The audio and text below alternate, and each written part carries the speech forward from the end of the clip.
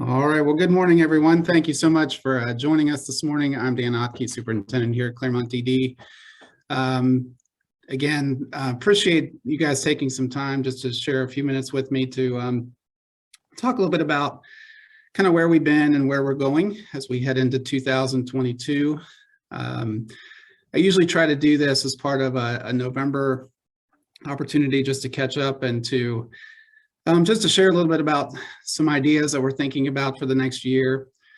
And also it's a good opportunity to kind of also hear from you all. So we have a lot of folks who are internal and a couple of folks external in terms of internal staff, external stakeholders. And certainly it's good for us to be able to hear from folks to make sure we're on track, or are there things that we're missing. November is a month that our board does not meet, so this is usually a good opportunity for me and for all of us as leadership to be able to take a few minutes to kind of reflect a little bit and also kind of project a little bit in terms of planning. So I do have a presentation that I'll pull up here. This is really, as I mentioned earlier, for those who are joining just a little bit late, this is being recorded as we do put this out on our website as an opportunity just for folks that can't join us either this morning or this evening to be able to catch it later. So just so you guys know that and are aware of that. So, and again, this is very informal. So, excuse me, as questions arise, or if something pops up that just doesn't make sense, or if it's something you'd like to add a comment to, please feel free to unmute and just let me know. When I do go to share screen, I may not see you doing that just because it's a little harder for me to see everybody at that point. So, you know, don't be shy, you know, just you know, say, hey, I have a question or anything of that sort, just in case I miss that. So I'm going to go ahead and get started and share my screen here and get that pulled up to the beginning where I need it to be. If you'll just give me 1 second here. Let's see. There we go. I need to go backwards here a little bit. So what I thought I would do today is use the strategic plan that we implemented at the beginning of this year as sort of our guide for this morning. So this is probably a little bit different than presentations. Maybe you've seen that I've done in the past. I actually did this with our board in October. In October, our board has a planning session that we actually sit down and kind of again, review and look to the future. And I thought this might be a good tool for us to kind of use, because what it does is it helps us to be able to look back at what we've talked about being of areas of importance for the next 3 years. But also it's important, I think, for us to make sure we're not missing something. Like with any plan, it should be sort of a living and breathing document. So it should be something that we are not only just, you know, making, that's not just a static thing, that it's something that we're also looking to either adjust, add to, improve upon. And so I thought that would be a good tool for us to use this morning as we go through. This is, some of these are just, you know, these are pages within our strategic plan. I guess the one thing I wanted to make sure of is just to share with you all, we do have a 7-member board. Their names are listed here on this page. So, so they are, and back when we did swearing in earlier this year, we were all remote. So as we continue to see, and certainly are not underestimating kind of the needs in this area related to COVID, certainly appreciate the opportunity to catch up and to do it this way as well. This is, you know, at some point I'd like to get back to our forums in person, but certainly this has worked out well to be able to connect with everyone. Our mission, vision, core values. I won't spend a lot of time there, but that is in our strategic plan as well. And then this was just the overview that we kind of how we went about our planning last year as we prepared to implement the plan for this year and the next 2 years after that. When we go through our strategic planning process, there really in terms of what is required in rule is that we definitely look at certain categories, and integration and inclusion is one of those. So what I'm going to do is take a few minutes. What you see in white is actually in our strategic plan right now. What you see in red are just some edits that I have in terms of things to expand and expound upon when we're talking about kind of what we're looking at for next year. So certainly, one of the things that we've learned through these past couple years is just how much the virtual communication, virtual platforms for communication have really just exploded. We've talked about this. In fact, I'm sure I even talked about this in the summer as to how much we've seen it really expand, not only with our own staff, with our providers, with our other stakeholders, but we're also starting to see, obviously, that this is coming into play for those that we serve, and that's really, really a good thing. We're very, very excited about that. But what we do know about that is that that's going to take some more and more work and effort to be able to support individuals. I'm looking at some of our staff here who are on the line today. I know they're, in terms of either activities or self-advocacy efforts or with team meetings, or with ways that we can help and assist individuals. We know that this is going to be an area that we need to continue to help and expand upon to be able to assist those that we serve, either be it the individuals that we're serving or the families that we're serving as well. And so there's still a lot of work that needs to go into this, and it's something that we're going to continue to see how this kind of plays out in 2022. We've done some very limited type of work in relation to maybe assisting individuals with some training opportunities. So we have Tim Vogel, who is in IT here at the agency, has done some of this. It's certainly something I'd like to see us continue to work on and to help, again, with individuals and families to expand upon to the degree that we can. Obviously, that's a volume issue, and depending on what that looks like, that could be somewhat of a challenge. So, I'm just letting someone in real quick. But certainly it's something that we want to keep a close eye on. And with that, obviously, things like equipment needs, be it either helping to understand more clearly, how some of maybe computers work, or how we might be able to assist there.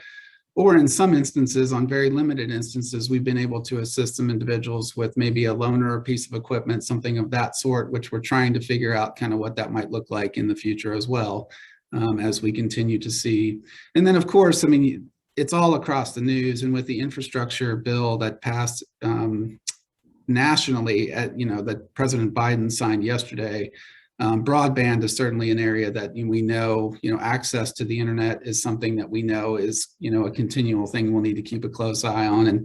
And how does that play out in ways that we can maybe be assisting the individuals and families that we serve to have better access to that, either through our efforts or ways that we can connect them to different organizations or ways that they can maybe get some help in that arena. But certainly, it played out. We saw it, play out with schools last year.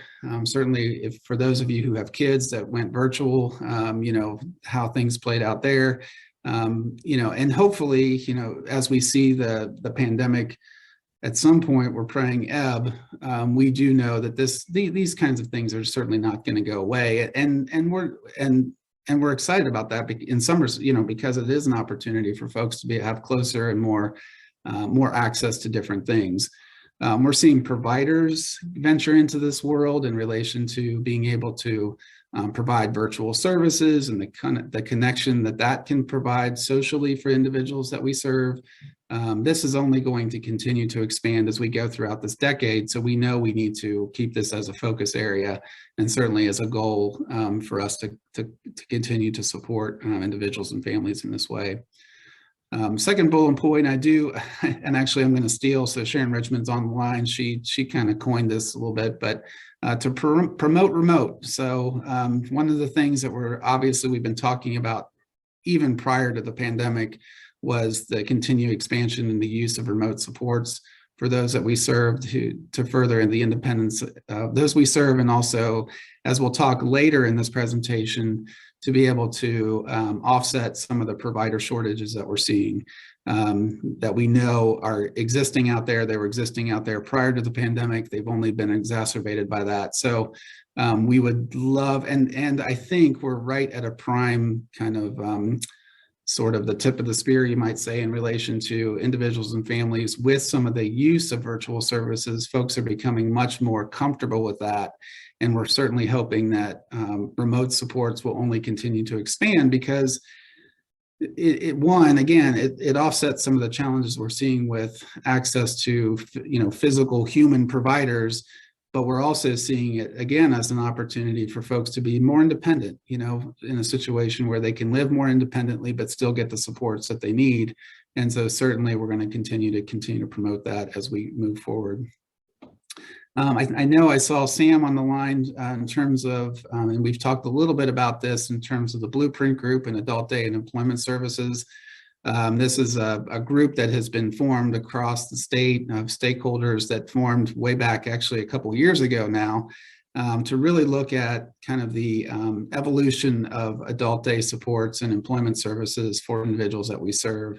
This really came out of work and actually kind of situations that go back to even the middle of last decade, where there was really an effort to look at how do we move services for day services and employment services away from some of the larger congregate type services that we've seen for many, many years here in Ohio, to more integrated, community-based, community integrated services.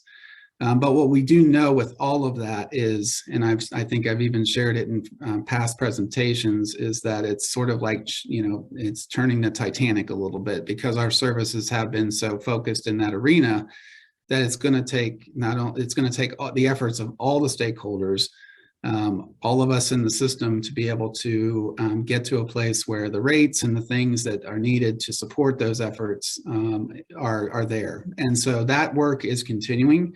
The larger Blueprint Group that was formed, and I was a part of that, and actually I'm looking to get back into some of the smaller group committee work, is to really kind of get into the meat and potatoes of what these recommendations might look like, and how do you get into rate structures so that providers can actually support themselves and be able to support those that they serve in the new system that we might be promoting as we move forward here into the middle of this decade, which I would assume, I think we're still probably a couple years away from some of this, but because there is so much work that needs to go into that.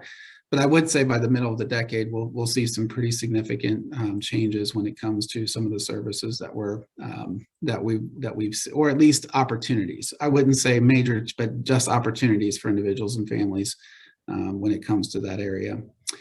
And certainly employment, and I've got a whole slide related to that, which I don't know how much in depth I'll go into, but certainly that's something that we always are promoting with those that we serve, especially for kids who are in transition. And I see some staff on the line who are very involved with that effort.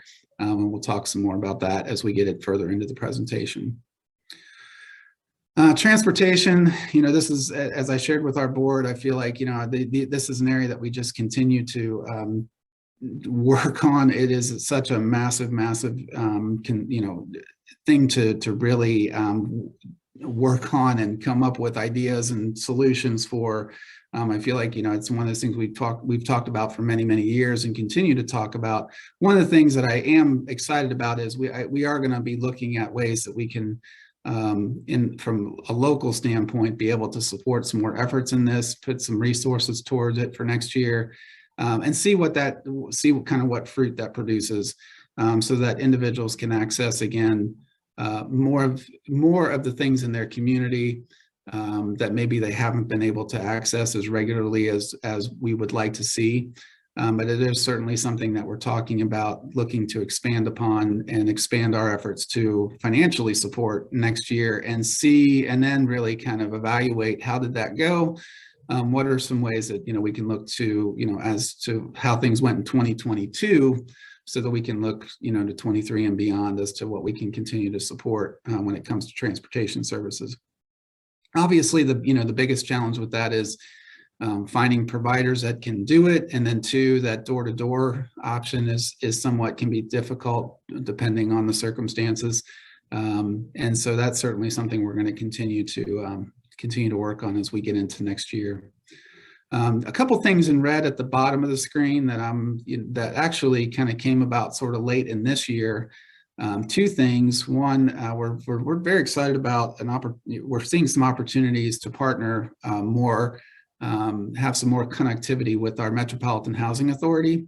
Sharon Richmond, who's on the line, and I had a meeting with her and with the manager there, and also with some of our community development staff in the county, along with our housing network partner, Inclusive Housing Resources, to really talk about maybe ways that we can, sorry, I'm letting someone else in real quick, really look at ways that we can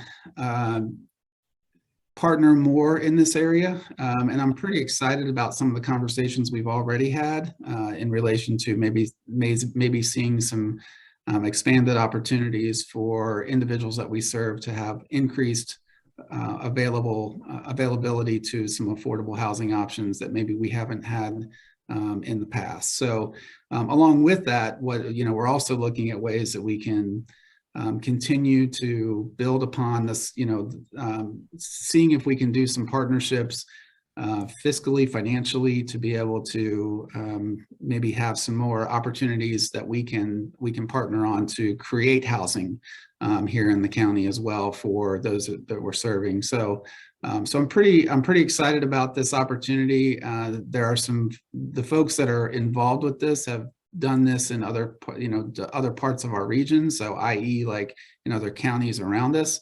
They've seen it live, and they've seen it happen. They've been part of it, part of making it happen. So I do think this is something that we have a real exciting opportunity here to really tap into as we look into to next year and beyond a little bit. And then finally, the bullet point on this particular slide is childcare. We had a couple of parents approach us.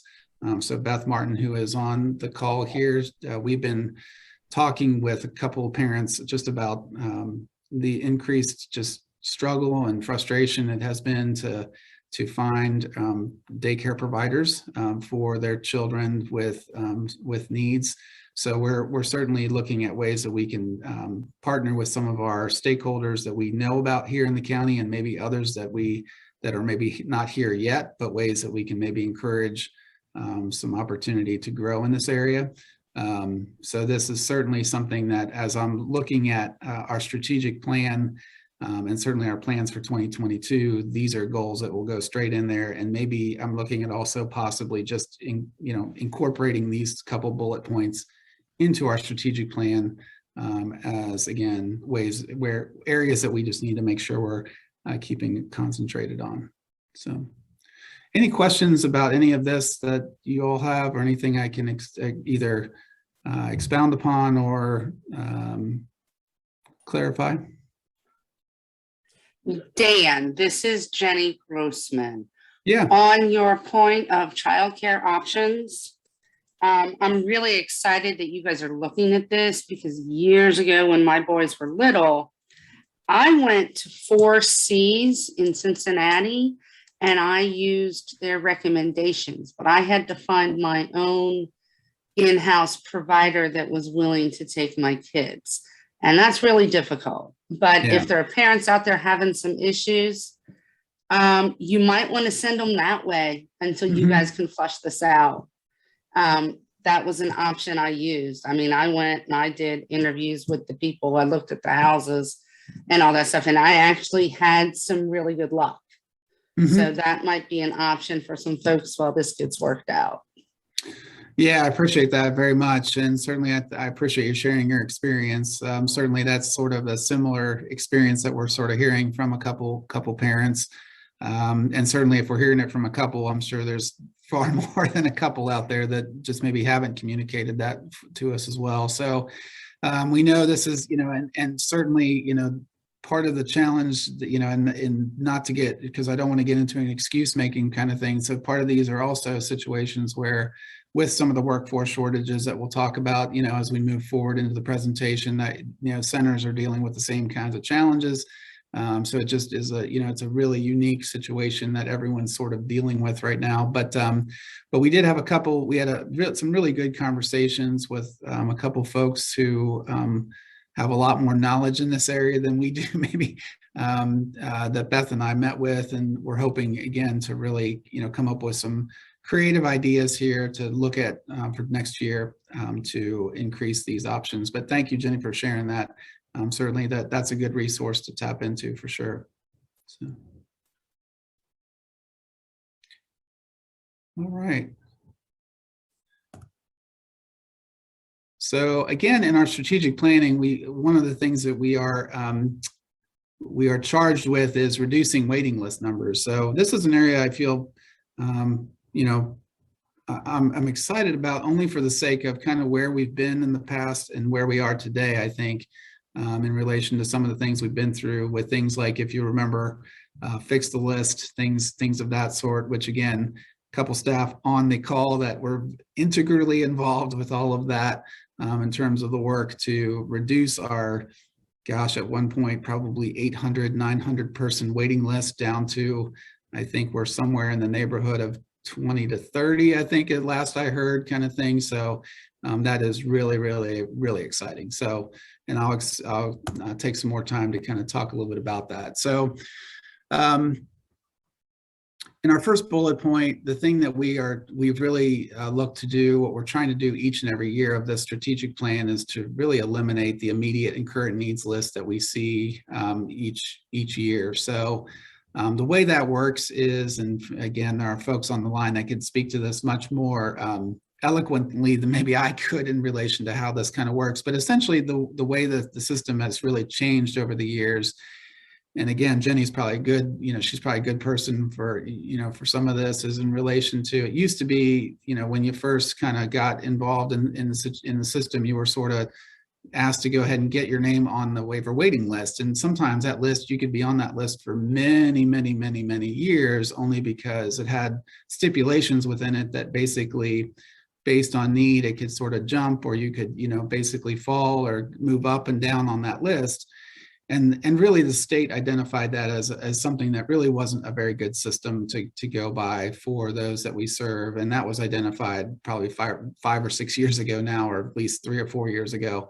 And that was what was called Fix the List. And so we went through that whole process over a 2-year span of time and really kind of got that really across the state, got all cleaned up. But what now is in place is a system in which, as an individual or family calls, what we do and Debbie, who is on the line here, is a big part of this. We actually have an assessment that we use to be able to determine need.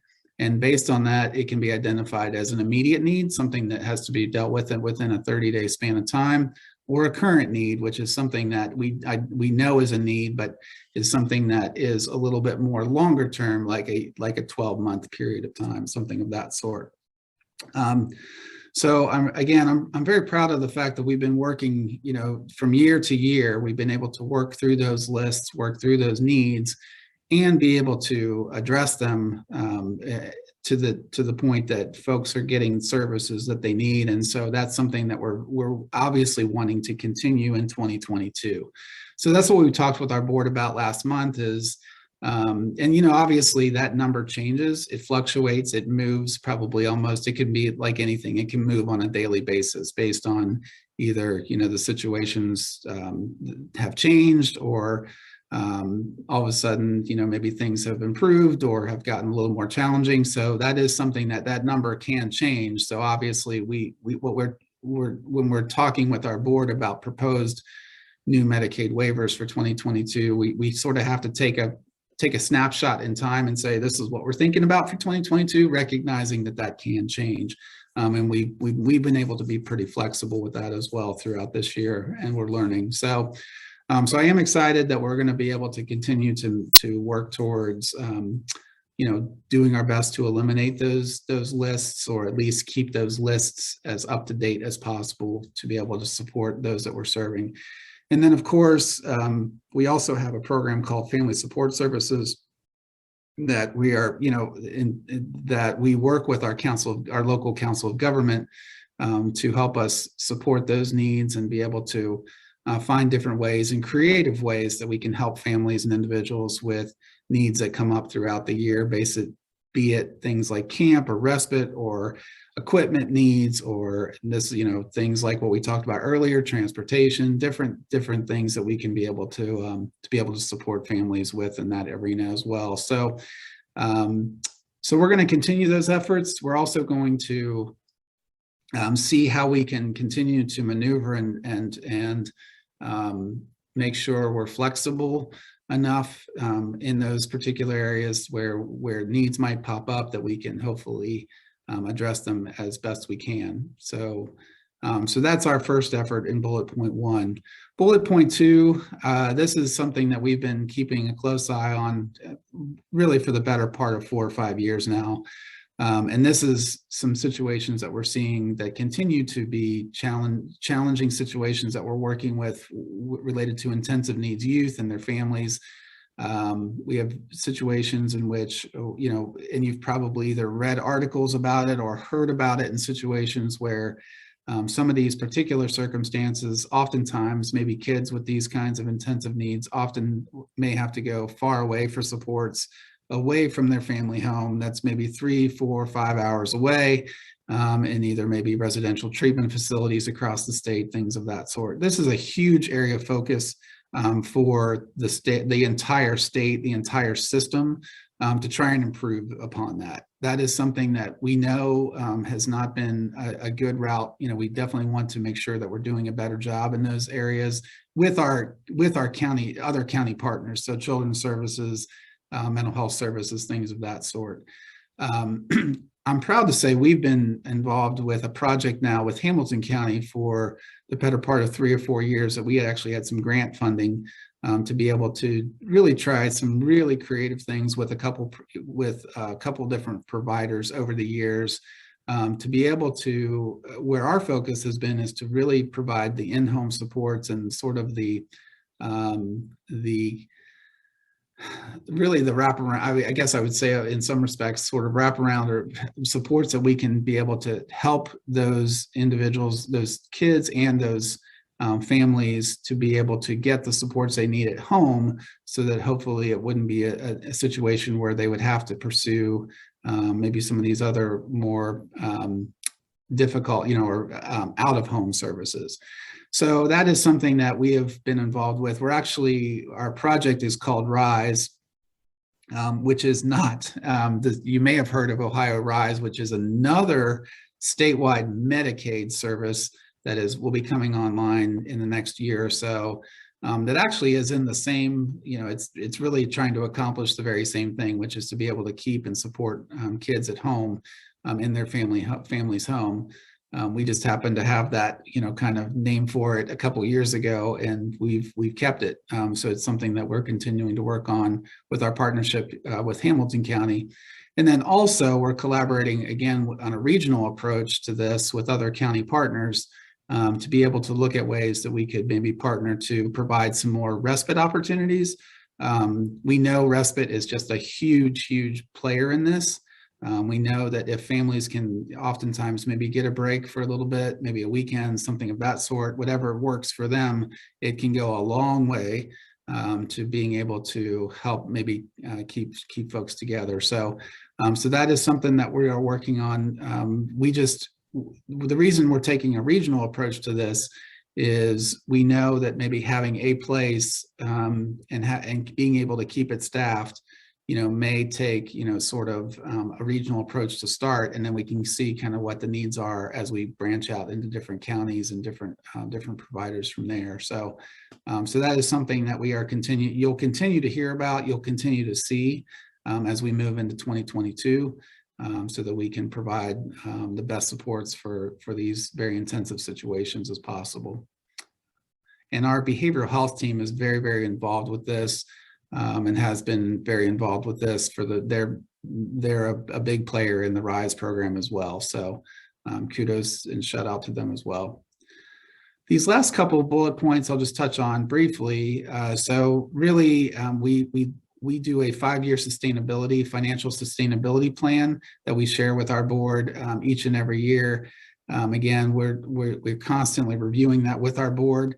And a player in that is one of the things that we have to take into account, which we'll start next year, is our 5-year operating levy, which is set to, we have a 5-year operating levy along with some continuous levies. That particular levy is set to expire at the end of 2023. So it's obviously important when we look in our 5-year financial sustainability plan that renewing that levy is very important. Without it, it would drastically change that sustainability plan. So that's certainly something that we will be talking with our local county stakeholders, i.e. our commissioners, start kind of getting that on their radar next year. So it's important for us to start those conversations in 2022, just so it's something that, you know, as we look to 2023 and running a renewal levy, that depending on maybe when, you know, oftentimes we might get into the spring election cycle, just depending on kind of what the commissioners would like to do there, or the fall of 2023. So we're probably going to be somewhere in those, either one of those two elections, asking for renewal of our 5-year operating levy. So we'll be talking more about that as to how we get our communication plan out about that, why it's so important, and making sure that our stakeholders are well aware of kind of what that looks like as we prepare for that next year into 2023. And then for us, and for those who are internal staff on the call here, certainly we have our state accreditation review in 2022. So that's a big deal for our agency. That's at least once every 3 years. We go through a very large accreditation review of the services we're providing from the State Department of Developmental Disabilities. So we're in full preparation mode for that. Certainly that's something that in 2022 is important for us to concentrate on as we look to next year. There actually is an update. The state will be doing a training type session Friday morning that many of us will be attending, just to kind of get a sense for kind of what kind of focus areas they'll be looking at as we prepare for next year's accreditation review. So any questions about any of this, or anything I can, again, expand upon or clarify?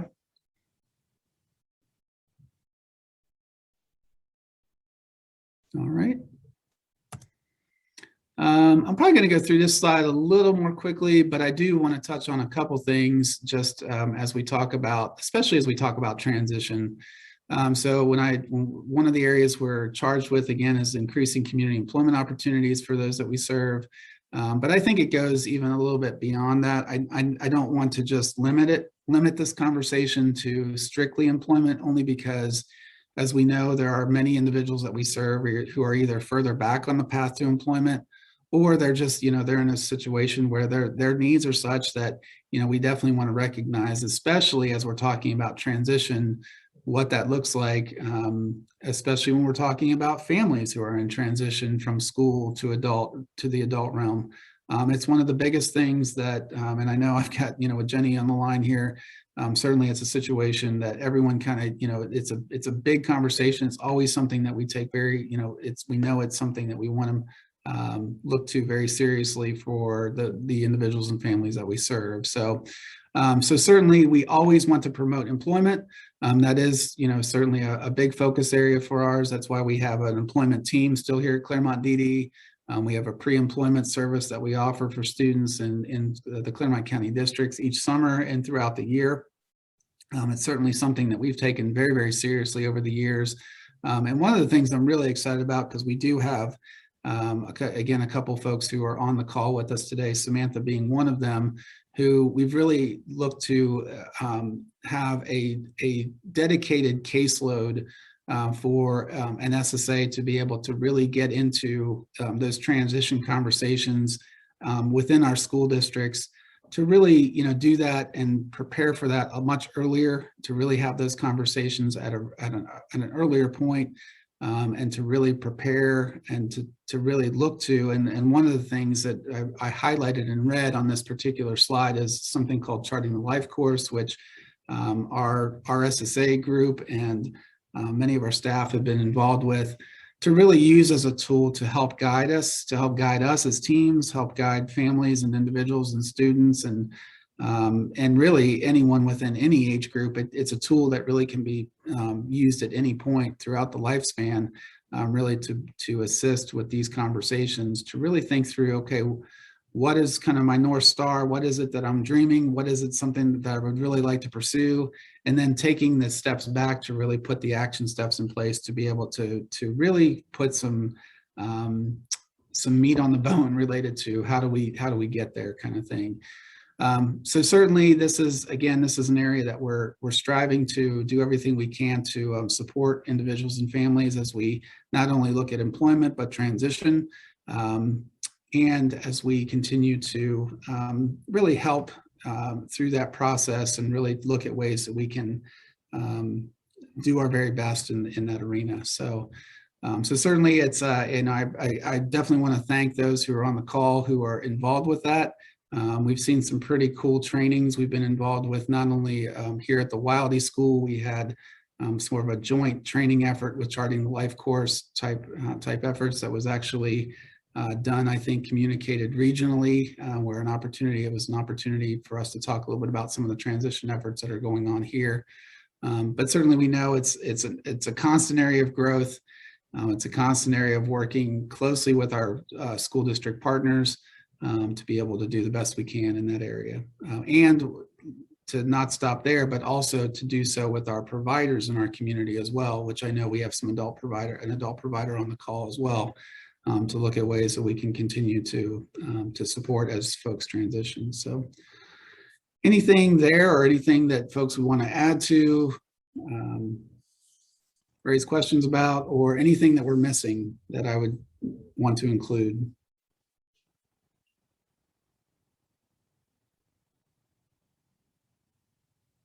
All right. All right. Again, I've got a couple of folks, Angie being one of them, who's on the line, promoting self-advocacy as an area that is required in our strategic planning. Again, I'll probably not go through each of these point by point, but these are certainly continued areas that we're going to strive to assist those that we serve. I'm really excited about how our self-advocacy team and group have really just done a tremendous job of expanding the different things that are occurring in this arena. And they really did it, they kept it alive and did it right, have done so right through the pandemic, even in times that they couldn't, personally meet, directly. They were doing everything they could through the virtual realm to be able to do that, which I think is great, because that only, again, builds on those skills that I think are only going to be needed for future purposes. So that's been awesome. So we're just going to continue to work in this arena. I continue to expand that group, continue to support those who are part of that group. I certainly would anticipate that that we're going to be asking for their help with some of the things I talked about earlier, which is some of our levy communication, some of the ways that we can expand and really talk about the importance of that as we get into 22 and 23. There are some really neat ways that some connections that are being made, again, virtually, where different groups can connect with one another across the state without having to travel to be able to do some of that. But I know this group misses the travel to some degree. They've missed some opportunities for some conferences, in-person conferences over the past couple of years, just because we were in a position we just didn't want to push it too much with the COVID situation. But we're certainly hoping and praying by 2022, and certainly by 23, we're certainly hoping that some of those things will start to really get back in person, because I know that's an area that folks really want to get back into a little bit. So my thanks to those who are on the line who are big supporters of that, big proponents of that, and the group efforts there. Anything to add to, or questions, or anything on that front? Again, I highlighted Charting the Life course only because, again, we're going to continue to keep that as a theme and a tool that we'll be using across our agency. All right. Probably this is, if you've been paying attention at all in relation to the things that have been happening across our systems really for the past, well, really for the past 18 months, if not a little bit longer than that, even before the pandemic, are really in the areas of recruiting, retention, building provider capacity, but also just helping our providers with the tremendous needs that they've been facing over these past couple of years has been a huge area of emphasis, not only here in Clermont County, but really if you, again, watch anything that's happening across the state in relation to across each system, an area that has been a focus from the State Department of Developmental Disabilities and through the entire situation there. So, so again, we're going to continue to do our efforts here. Again, we have staff who are on the line here. We've got Amy Plank, Julie Doherty, who've been involved in with a lot of efforts here to continue to get information out to providers, hear information from providers about things that could be helpful as they face some of the challenges that they've been faced with in relation to recruitment, retention. We're looking at different ways that we can help them with their training needs. We're looking at different ways that we can help them with some of their maybe additional expenses that come into play when you're involved with some of the things that folks are dealing with in relation to just being able to, again, recruit and retain. A lot of that, we've seen a lot of our providers doing some very creative things with that all employers have really had to look into, which is things around pay or ways that they can incentivize either people coming to work for them or staying to work for them. So what we have done is really look at ways that we what I'm excited about is regionally. So around the region, which includes Hamilton, Butler, Warren, Greene, Montgomery counties. We've all tried to sort of uniformly try to take an approach that will hopefully have some good impact here, not only within this last quarter of 2021, but looking into 2022 and ways that we can learn from some of the things that are really helping providers and maybe also learn from some things that maybe aren't as helpful so that we can really kind of, we can pinpoint and be surgical with some of the ways that we can support these efforts here in Clermont County for our providers.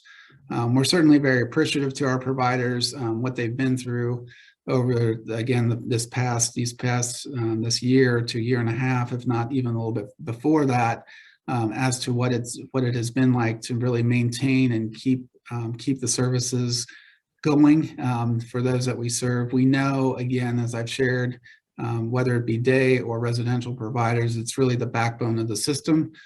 Without them, it's really a situation that we would be, it would be a whole different scenario or conversation we'd be having without how folks have stepped into what they've been going through and that's really what we've been working on is our different ways that we can hopefully find ways that we can support them through those efforts. So my appreciation to, again, folks who are really almost everyone on this call that's an internal staff I know has been involved with this effort, be it in ways that they can work in partnership with those providers to learn what their needs are, how we can be support to them as they continue to provide those very needed services. So again, we're going to continue to look at and work and really keep our ear to the ground. We certainly want to hear from providers as to what's working, what's maybe not as helpful, so that we can do whatever we can to meet those needs as we head into next year. Certainly, Amy Plank is acting in the role of provider liaison. She's on the line, so if it's a situation that you have those specific questions or anything that can come up, certainly you can reach out to her directly, and we can work on getting those questions answered. The last bullet point is one that also is sort of out there as well, which kind of goes back to the intensive needs youth conversation. So one of the things that is also underway are helping with having some of our intermediate care facilities. And I'm not sure, I still have to research a little bit as to what our ICFs in here in Clermont County might be doing in Serena. But the state is looking to incentivize some of our ICFs to expand their services to those youth with intensive needs. So we'll have to see kind of what that looks like for those providers here in Clermont County. But one of the ways that we would like to obviously continue to help is ways that we can, if it's being providing training, providing sort of that liaison work, or also with our behavioral health team, are there things that we could potentially be helping with related to some training needs, things of that sort, depending on kind of what they do and expanding those services. So I'll take a pause there. Anything to add to that, or anything that right off the bat we should be looking at for next year, or for any questions that you might have related to that?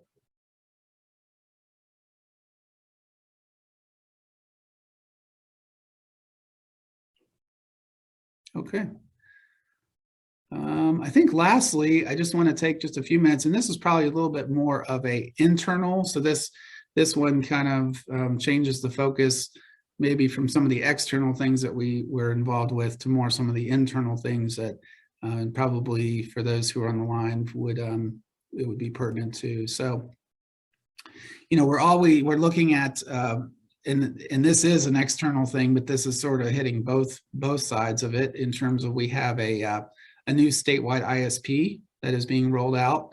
And that's something that's going to be rolled out over the next couple of years. And that is something that our staff and our providers are all going to be working on to get accustomed to as we look to implement that as we go through and many of our staff are already going through that, have already been through some of the initial trainings and working through kind of what that's going to look like as we do that. But in conjunction with that, and this is something that comes into play, we've used an internal database system called Gatekeeper for many years. We're actually going to be doing a transition to a service called Britco. So sort of in hand with that, we're going to be working with that partner to help us transition into this new database system over the next year, especially a big portion, if not all of it, will be work that goes into next year's plan 2022. So that is something that we're excited about. It's already taken place. I know Beth Martin, who is on the call here, in early intervention. So our early intervention services have already transitioned into the Britco system, but it's going to take us longer to get some of our other departments transitioned, just because there's a lot that goes into transitioning from one database system to another. So that lots of training, lots of different kind of just legwork that needs to go into that. So we're going to be doing that's really going to be an effort that's going to be a 2022 goal for sure. So certainly appreciate, again, with any of those kinds of things, it can be a little bit bumpy. So we're going to certainly do our best to make it as least bumpy as we possibly can. We have an implementation team committee that here and internally they'll be working on helping that go as smoothly as possible. Certainly what we've seen, as we experienced right at the beginning of the pandemic back in, March of 2020, when remote work was the only option, we've certainly transitioned to a situation where we have remote work as an option for our staff. And so we're going to continue to, look at the technological aspects of that, making sure that's, making sure we're not missing anything related to needs in that area. Resources that we need to continue to do to focus on, because, again, using early intervention maybe as an example, a lot of what they did was in person prior to the pandemic. A lot of what they did post-pandemic, or at least for a good portion of the time, was virtual. And so, now we're heading into some, sort of a hybrid world.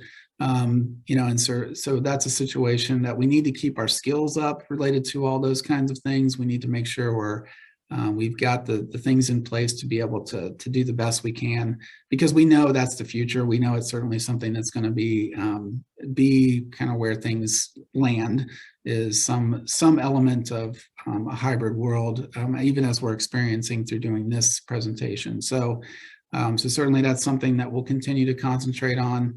Obviously, we'll have some continued staffing needs just based on growth. So as we talk about new waivers, that typically means we have a new caseload. So we've got to consider what that means for our SSA team, what that means for their leadership.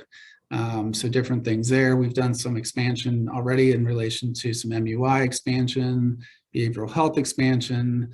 So it's just something that we'll need to continue to keep an eye on as we head into next year, making sure we've got the staffing resources in place to make sure we're meeting the needs.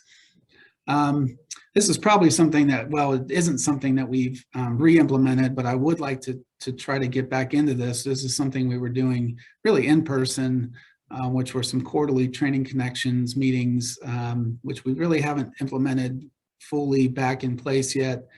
Typically, this is one of those, the thing I'm doing now, but we were doing some other types of hot topics or things that would be helpful for individuals and families to be able to hear about.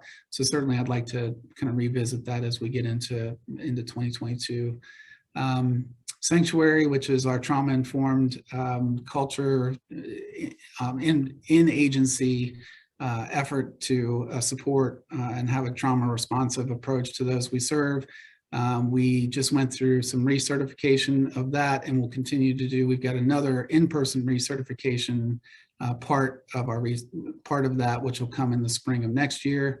But it just provides us with some tools to make sure we're being trauma responsive to those that we serve. So that'll be coming up next year as well. And then if you're ever up here at Wildy, well, I know staff are, but if it's a situation, from a facility standpoint, there's just some things from a tender loving care kind of thing. As you've got a building that's getting about 40 years old, it's going to need some things. So we're looking at our roof projects, some doors and windows, different things there. Looking at some facility needs. It just that, again, when you have a property, and it's a beautiful property here, but it just needs some things. So we're going to continue to look at that and invest in some of that as we move forward. We still have, so our Crenning building, we still have a building down in the industrial park that actually is that Goodwill leases. So we're looking at what the future plans are for that as well as we move forward. But that's really those are our only two properties left. So at one point we had 4, Grissom and the Donald A. Collins Center, but due to some of the changes, we are now down to 2. So I think any questions or things related to clarification, anything needed on that particular slide that I could help with?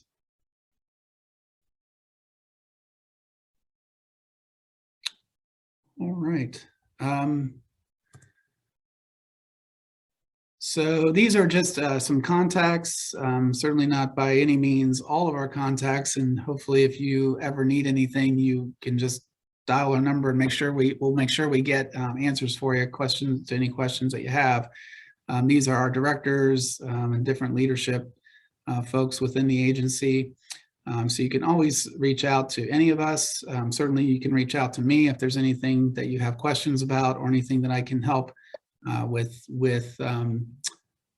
things that come up. So certainly feel free to do so.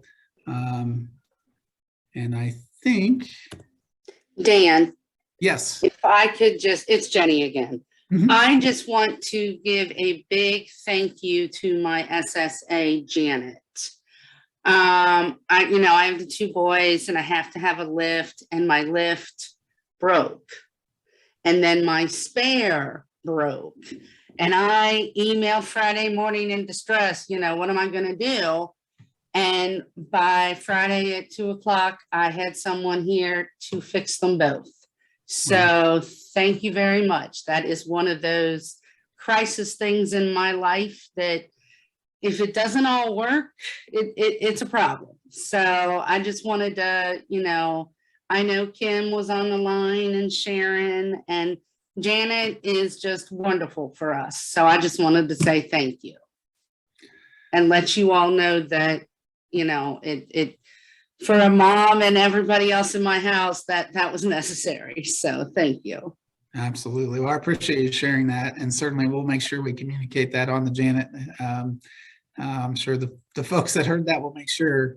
And I'm not surprised. I've known Janet for a while. I'm not surprised that would be what she would be doing. So, and really, I think that's something that I think what I'm most proud about in terms of situations when you have county board systems which not every state does, but, there is that local effort that you can get somebody within your area code that can answer a call, hopefully, and get those responses as quickly as possible. And so that's what we're excited to be a part of and excited to hear about when those things take place. So certainly appreciate that. And thank you for sharing that. So I'm going to stop sharing real quick and I think we've got a few minutes, just a few minutes left. So certainly I want to just make sure we're not missing anything in relation to, again, so everybody can kind of see one another and maybe put a face with a name kind of thing. Is there anything, again, this is our great opportunity. One thing I do want to share is we do have actually a formal opportunity to offer public input that we will be advertising for our 2022 planning that we'll get out there. But certainly, is there anything that we can take note of today to make sure we're not missing before we kind of wrap things up as we're heading right to the top of the hour here?